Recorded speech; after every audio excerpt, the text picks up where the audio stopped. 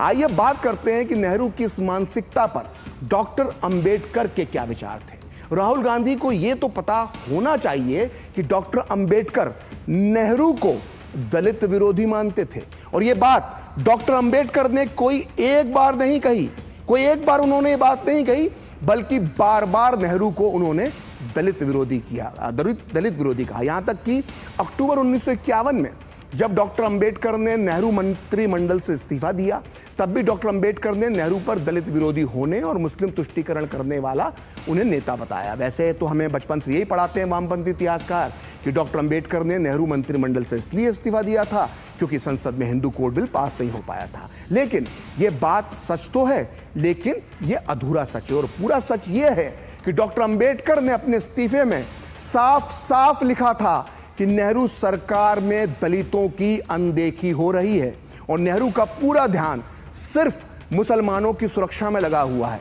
यानी नेहरू की मुस्लिम तुष्टीकरण की नीति का सीधा सीधा नुकसान दलितों को हो रहा है। डॉक्टर अंबेडकर का यह इस्तीफा प्रकाशित हुआ है doctor Ambedkar writings and speeches के वॉल्यूम 14 के खंड 2 के पेज नंबर 1317 से लेकर 1327 तक में। इस ग्रंथ को पहले 1979 में महाराष्ट्र सरकार ने प्रकाशित किया था और बाद में 2013-14 में मनमोहन सिंह की सरकार की देखरेख में इसे फिर से छापा गया। जाहिर है इसकी सच्चाई पर अब कोई सवाल नहीं उठा सकता है। खैर, पूरे 10 पेज के इस इस्तीफे के बयान में बाबा साहेब ने लिखा था कि पूरी दुनिया में सबसे खराब स्थिति भारत के दलितों की है, फिर भी दलितों को कोई राहत क्यों नहीं दी गई है। यह सरकार यानी नेहरू की सरकार दलितों की तुलना में मुसलमानों की सुरक्षा को लेकर हमेशा ज्यादा चिंतित रहती है।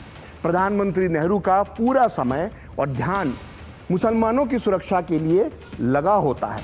मैं भी भारत के मुसलमानों को सुरक्षा देना चाहता हूं, लेकिन क्या सिर्फ मुसलमानों को ही इस देश में सुरक्षा की आवश्यकता है? क्या दलितों, आदिवासियों और ईसाइयों को सुरक्षा की आवश्यकता नहीं है? डॉक्टर अंबेडकर लिखते हैं आगे कि सरकार ने इन समुदायों के लिए आखिर क्या चिंता दिखाई है। जहां तक मैं समझता हूं कि मुसलमानों की तुलना में दलितों को कहीं अधिक देखभाल की जरूरत है। यह डॉक्टर अंबेडकर ने अपने इस्तीफे के अंदर लिखा था। डॉक्टर अंबेडकर ने 1951 में नेहरू मंत्रिमंडल से इस्तीफा दिया था और इसी साल देश में पहले आम चुनाव भी हो रहे थे। अपने चुनाव प्रचार के दौरान भी डॉक्टर अंबेडकर ने तत्कालीन प्रधानमंत्री नेहरू पर दलित विरोधी होने के आरोप लगाए थे। डॉक्टर अंबेडकर ने 27 अक्टूबर 1951 को जालंधर में दिए अपने चुनावी भाषण में कहा था कि नेहरू के राज में यानी नेहरू की सरकार में मुसलमान दलितों की कीमत पर मौज कर रहे हैं, जबकि इस देश में मुसलमानों से ज्यादा दलितों को सुरक्षा की ज्यादा आवश्यकता है। बाबा साहेब का यह भाषण प्रकाशित हुआ है अंबेडकर राइटिंग्स एंड स्पीचेस के वॉल्यूम 17 के खंड 3 के पेज नंबर 418 पर। जिसको भी शक है जाके चेक कर सकता है।